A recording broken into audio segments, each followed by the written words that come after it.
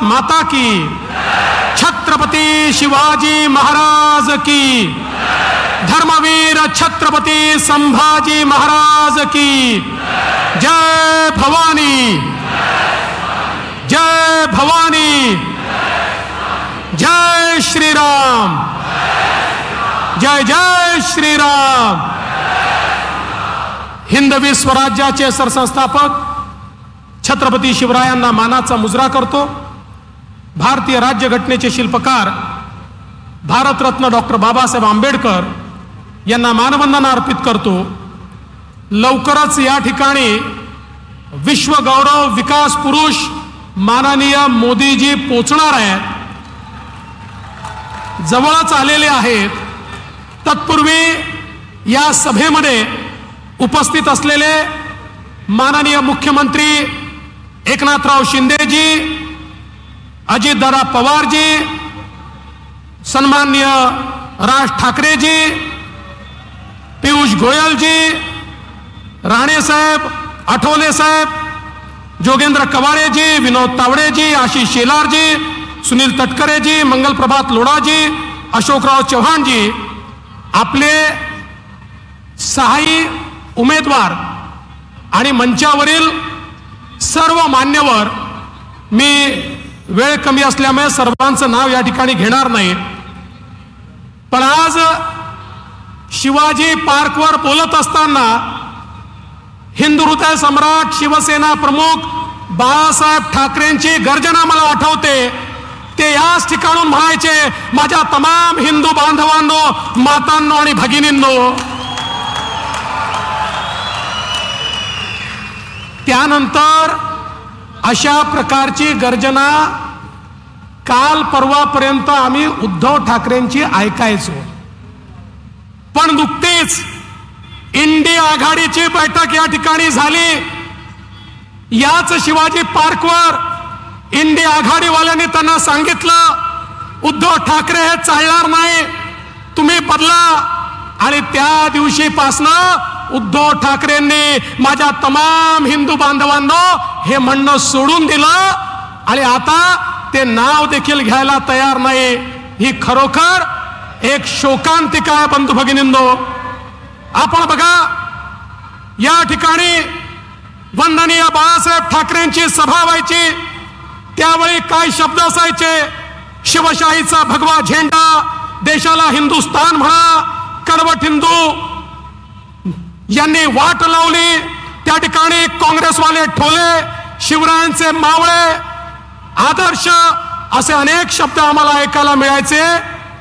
आता आम्हाला काय ऐकायला मिळतं? उद्धव ठाकरेंच्या भाषणांमध्ये अर्धवटराव, गजनी, कडेवर, हिणकस, बाप चोरला, पक्ष चोरला, चिन्ह चोरलं, हिंदुत्व वेगळं, काँग्रेसला मत देणार, घरी बसून काम करणार, माझं कुटुंब माझी जबाबदारी, याच्या पलीकडे आज आपल्याला काही ऐकायला येत नाही.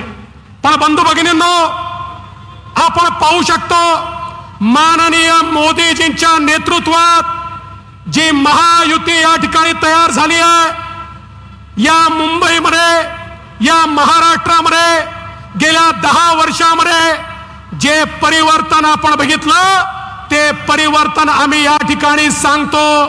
मुंबईचा बदललेला चेहरा आम्ही सांगतो, मुंबईचा अटल सेतू आम्ही सांगतो, मुंबईचा कोस्टल रोड आम्ही सांगतो, मुंबईची मेट्रो आम्ही सांगतो, मुंबईचे एसटीपी आम्ही सांगतो, मुंबईच्या झोपडपट्टीवासियांना मिळणारं घर आम्ही सांगतो, धारावीचं रिडेव्हलपमेंट आम्ही सांगतो. इंडिया आघाडीवाल्यांनो सांगा, तुम्ही या ठिकाणी काय सांगू शकता? अरे एक प्रोजेक्ट, एक मुंबईकरांकरता केलेलं तुमचं एक काम तरी या ठिकाणी दाखवा. खरं म्हणजे बंधू भगिनींनो, कोविडचा तो काळ आठवा, ज्या काळामध्ये आपल्या नातेवाईकांशी लोक संबंध दाखवू शकत नव्हते, सर्वकडे अंधकार होता, काय होईल ही चिंता लोकांना होती.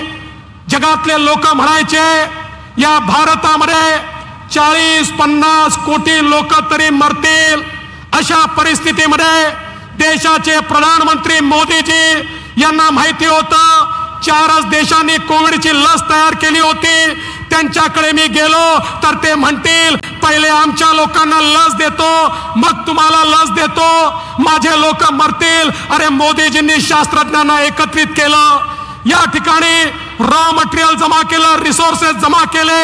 जगाच्या पाठीवर अनेक देशांकडे हे रॉ मटेरियल होतं. ते रॉ मटेरियल मोदीजींनी मिळवलं आणि जगामध्ये भारत हा 5वा देश झाला ज्यांनी कोविडची लस या भारतामध्ये तयार केली आणि 140 कोटी भारतीयांना कोविडची लस त्या ठिकाणी मोदीजींनी दिली. बंधू भगिनींनो, मोदीजी कोविडची लस देत होते त्यावेळी या ठिकाणी मुंबईत काय चाललं होतं? उद्धवजींच्या नेतृत्वात काय चाललं होतं? उद्धवजींच्या नेतृत्वात त्यावेळी खिचडीचा घोटाळा चालला होता. त्यावेळी रेमडेसिवीरचा घोटाळा चालला होता. त्यावेळी ऑक्सिजनचा घोटाळा चालला होता. आणि प्रेताच्या टाळूवरचं लोणी खाणं काय असतं त्याचा अर्थ आम्हाला समजला. बॉडी बॅगचा घोटाळा चालला होता. म्हणजे या ठिकाणी खिचडी चोर आणि कफन चोर आम्ही पाहत होतो. एकीकडे मोदीजी सेवा करत होते आणि या ठिकाणी हे चोरी करत होते. बंधू भगिनींनो, कुठेतरी यांना या ठिकाणी आपल्याला जो जबाब आहे तो निश्चितपणे मागावा लागेल. आणि म्हणून मी तुम्हाला एवढीच विनंती करण्याकरता आलोय. निवडणूक आली की नवीन नवीन या ठिकाणी जुमले सांगितले जातात. आता निवडणूक आल्यानंतर हे म्हणतात उद्योग पळवले, उद्योग पळवले. आमच्या उदय सामंतजींनी सांगितलं अरे आपलं कर्तृत्व असावं लागतं. 5 वर्ष मी मुख्यमंत्री होतो. मी मुख्यमंत्री व्हायच्या आधी गुजरात पहिल्या क्रमांकावर होता. मी मुख्यमंत्री झालो. पुढचे 4 वर्ष महाराष्ट्र पहिल्या क्रमांकावर आणला आणि आपल्या नंतरचे 4 राज्य हे एकत्रित केले तरी महाराष्ट्र पहिल्या नंबरवर होता. या ठिकाणी उद्धव ठाकरेजी मुख्यमंत्री झाले. पहिल्या वर्षी कर्नाटक पहिल्या नंबरवर गेला. दुसऱ्या वर्षी त्या ठिकाणी गुजरात पहिल्या नंबरवर गेला. पुन्हा शिंदे साहेबांच्या नेतृत्वात आम्ही आलो. मी माझ्या पहिल्याच इंटरव्ह्यू मध्ये सांगितलं शिंदे साहेबांच्या नेतृत्वात आम्ही पुन्हा नंबर 1 होणार. आणि मला आनंद वाटतो महाराष्ट्राला आम्ही पुन्हा नंबर 1 वर आणलं. आणि पुन्हा गुजरात, कर्नाटक आणि दिल्ली यांचा एकत्रित इन्व्हेस्टमेंटचा विचार केला तरी महाराष्ट्राची इन्व्हेस्टमेंट पहिल्या क्रमांकावर आहे. याचं कारण काय आहे? तुम्ही जर वसुली कराल, तुम्ही त्या ठिकाणी तुमचेच लोक, तुमचेच पोलीस जर या ठिकाणी बॉम्ब ठेवण्याचं काम करतील. आणि मी सांगितलं होतं त्यावेळी माझ्यावर उद्धवजींचा दबाव होता. उद्धवजी मला देखील म्हणाले की वाझेला परत घ्या. मी म्हटलं घेणार नाही. ते झाले, त्यांनी वाझेला परत घेतलं. त्या वाझेने तो खून केला. त्याच्यावर उद्धवजींना विचारलं. उद्धवजी म्हणाले वाझे काय लादेन आहे का? त्यांना नंतर लक्षात आलं या ठिकाणी इन्व्हेस्टरनी येणं बंद केलं. बंधू भगिनींनो, आणि म्हणून मी तुम्हाला एवढंच सांगण्याकरता आलोय. आज अवस्था काय आहे? या ठिकाणी मुंबईवर लगातार हमले झाले. हे हमले झाल्यानंतर खऱ्या अर्थानं आमच्या शहीदांना या ठिकाणी आमचे करकरे साहेब असतील, कामटे साहेब असतील, सारस्कर साहेब असतील, आमचे तुकाराम ओंबळे असतील, ज्यांनी मुंबई करता जीव दिला. आज बघा काय अवस्था आहे. उज्ज्वल निकमांना तिकीट दिल्यानंतर हे नालायक काँग्रेसवाले आणि इंडिया आघाडीवाले त्या ठिकाणी म्हणतात उज्ज्वल निकमांनी कसाबचा अपमान केला. ते म्हणतात कसाबने त्या ठिकाणी करकरेंना मारलंच नाही. अरे नालायकांनो, मतान करता या मुंबईच्या आणि या देशाच्या शहीदांचा अपमान करू नका. या ठिकाणी आपल्याला लक्षात येत आहे परिस्थिती काय आहे. अरे इंडिया आघाडी अजमल कसाब सोबत आहे आणि आम्ही उज्ज्वल निकम सोबत आहोत. हा फरक आज आपल्याला या ठिकाणी पाहायला मिळतोय. आणि म्हणून बंधू भगिनींनो, आज ज्यावेळेस यांच्या लक्षात आलंय की आता आपल्याला लोक मतं द्यायला तयार नाही, आपली मतं कमी झाली आहेत, तर यांनी आता तुष्टीकरण सुरू केलंय, लांगुल चालन सुरू केलंय.